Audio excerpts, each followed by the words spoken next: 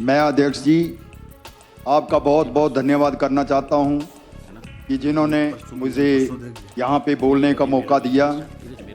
ये चर्चा 130 के अंतर्गत प्रदेश में भारी बरसात आपदा के कारण जनमानस सड़कों, पुलों, घरों, फसलों, सरकारी भवनों, निजी भूमि व पेयजल व सिंचाई योजनाओं को हुए नुकसान के बारे में चल रही है। इसके बारे में मैं सुजानपुर विधानसभा क्षेत्र के बारे में कुछ आपके साथ चर्चा करना चाहता हूं। अध्यक्ष जी, खुल के करो, सुजानपुर में खुल के करो चर्चा। सुजानपुर में ब्यास नदी के किनारे 8 पंचायतें मेरी और 9वां शहर जो है सुजानपुर वो लगता है। और पिछली बार भारी बरसात के कारण सुजानपुर शहर में तकरीबन 3 वार्डों में बहुत ज़्यादा नुकसान हुआ था और लोगों के घरों में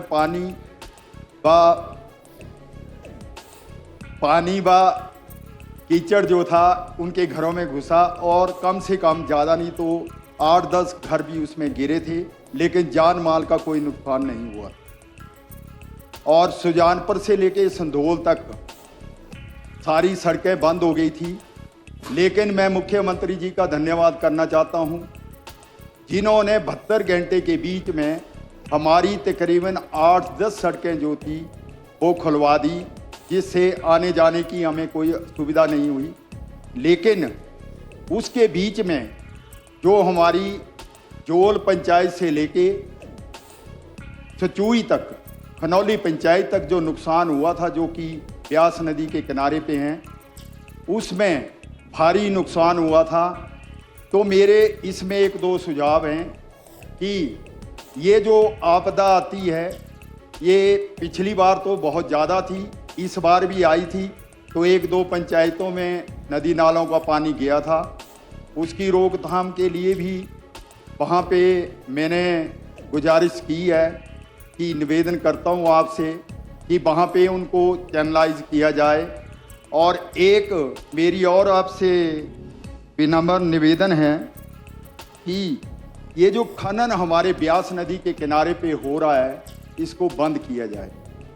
ये मैं इसलिए बताना चाहता हूँ कि सुजानपुर विधानसभा क्षेत्र जो मेरा क्षेत्र आता है उसमें से जितनी भी ज़्यादा स्कीमें हैं, तकरीबन 20-22 स्कीमें वो मेरे विधानसभा क्षेत्र में हैं।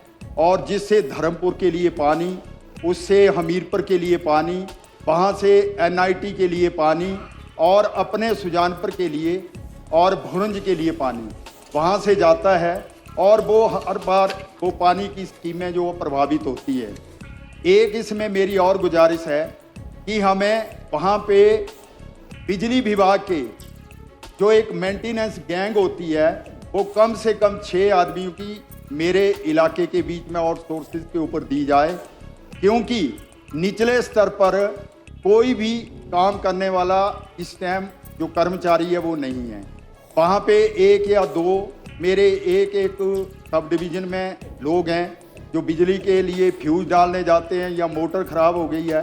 तो इसलिए मेंटेनेंस गैंग जो है कम से कम 6 लोगों की मेरे विधानसभा क्षेत्र के लिए दी जाए, क्योंकि सुबह से लेके शाम तक पानी के ही फ़ोन आते हैं कि पानी जो है नहीं आ रहा है। इसलिए इस चीज़ को ध्यान में रखते हुए और एक जो आनू से लेके पटनौन तक मेरी तकरीबन 9 पंचायतें हैं जिसमें NH-70 बन रहा है, इसका काम इतना स्लो चला हुआ है कि यहाँ पे हर बार वो डेली की डेली खुदाई करते हैं और पाइपलाइनें तोड़ देते हैं। और जब पाइपलाइनें तोड़ देते हैं तो सब गांव जो है प्रभावित हो जाते हैं। वहाँ पे शहर हमीरपुर भी, NIT भी और भुरंज क्षेत्र भी पानी की बड़ी समस्या हो जाती है।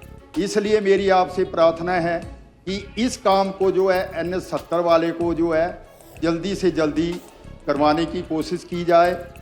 एक मेरा और निवेदन है कि जैसे हमारा इलाका नीचे वाली बेल्ट जो है तकरीबन 18 पंचायतें हैं जिनमें तार लगाने की ज़रूरत है। तो मेरी आपसे निवेदन है कि विधायक निधि से जो है इसमें तार लगाने का प्रबंध होना चाहिए, ताकि आवारा पशुओं से और जंगली जानवरों से जो है किसानों की फसलों को बचाया जा सके। और जो हमारे 70-30 की रेसों में लगते हैं उसमें तो खर्चा सरकार का ज़्यादा होता है और फ़ायदा कम होता है, क्योंकि पूरे गांव के बीच में अगर 10 घरों में तारे लगाई हैं अपने खेतों में, तो अगर उनको खोल करके हम चारों तरफ लगाएंगे तो उससे पूरा गांव कवर हो जाएगा। तो इसलिए मेरा निवेदन है कि विधायक निधि से भी इसमें छूट दी जाए कि आप जो हैं विधायक निधि से तार लगाने के लिए पैसे दे सकते हैं। एक मेरा और सुझाव है कि ये जो खनन है, खनन जो है वो हमारे एरिया के बीच में, मैं अपने सुजानपुर विधानसभा क्षेत्र की बात करना चाहता हूँ, इसमें बंद किया जाए।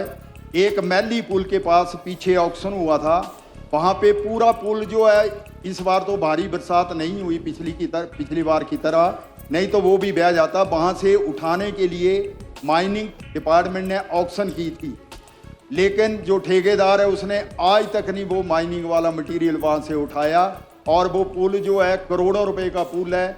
अगर इतनी बरसात जितनी पिछली बार आई थी, इस बार भी बरसात वो आती तो वो पुल भी बह जाता, और उससे तकरीबन मेरी कोई 25-30 पंचायतें जो 50 पंचायतों में से कट जाती। तो ये भी मेरा निवेदन रहेगा कि जिस ठेकेदार को ये ऑक्शन हुआ है वो उस मटेरियल को जल्दी से जल्दी उठाए। बाकी मैं मुख्यमंत्री जी का बहुत बहुत धन्यवाद करता हूँ कि इन्होंने इतनी, पिछली बार जो आपदा आई तो मैं उस समय जिला परिषद का मेंबर होता था, तो मैंने भी पूरे अपने इलाके का भ्रमण किया, और इन्होंने रात को 11-11 बजे तक भी अति दुर्गम इलाके के बीच में ये गए और लोगों की समस्या सुनी और रोक करके लोगों से मिले, और जहाँ जहाँ घर गिरे हुए थे वहाँ तक ये पहुँचे। इसके लिए भी मैं सरकार का और मुख्यमंत्री जी का बहुत बहुत धन्यवाद करना चाहता हूँ, और अपनी ओर से भी पूरे सदन का भी धन्यवाद करना चाहता हूँ। मैंने इतना ही कहना था। जय हिंद, जय हिमाचल, धन्यवाद। आप देख रहे हैं हिमाचल न्यूज़ 24।